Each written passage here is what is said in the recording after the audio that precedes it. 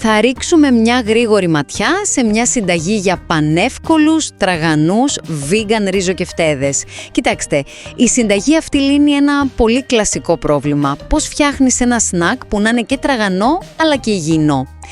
Η απάντηση είναι ψήσιμο αντί για τηγάνισμα. Και όλη η μαγεία, θα δείτε, βρίσκεται σε δύο πολύ απλές κινήσεις. Πρώτον λοιπόν, οι ίδιοι οι ριζοκεφτέδες. Η βάση τους είναι πολύ απλή, έτσι. Μαγειρεμένο ρύζι, το ανακατεύουμε με ψιλοκομμένα λαχανικά, καρότο, κολοκυθάκι, ό,τι σας αρέσει. Τώρα, το έξυπνο εδώ, το τρίκ για να δέσουν χωρίς αυγό, είναι ένας συνδυασμός από νυφάδες βρώμης και αλεύρι ρεβιθιού.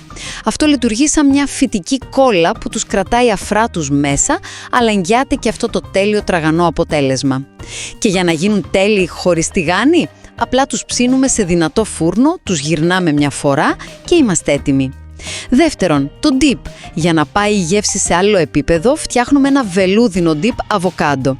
Είναι πανεύκολο. Απλά λιώνετε ένα ώριμο αβοκάντο με λίγο χυμό λεμονιού και σκόρδο. Θέλετε τώρα έξτρα κρεμώδη υφή? Ρίξτε και μια κουταλιά φυτικό γιαούρτι. Έχετε έτσι ένα απίστευτα δροσερό dip που ταιριάζει τέλεια με τους ζεστούς κεφτέδες. Οπότε, με λίγα λόγια, έχουμε το τέλειο υγιεινό σνακ. Τραγανή, ψήτη κεφτέδες από τη μία και ένα δροσερό κρεμώδες dip από την άλλη.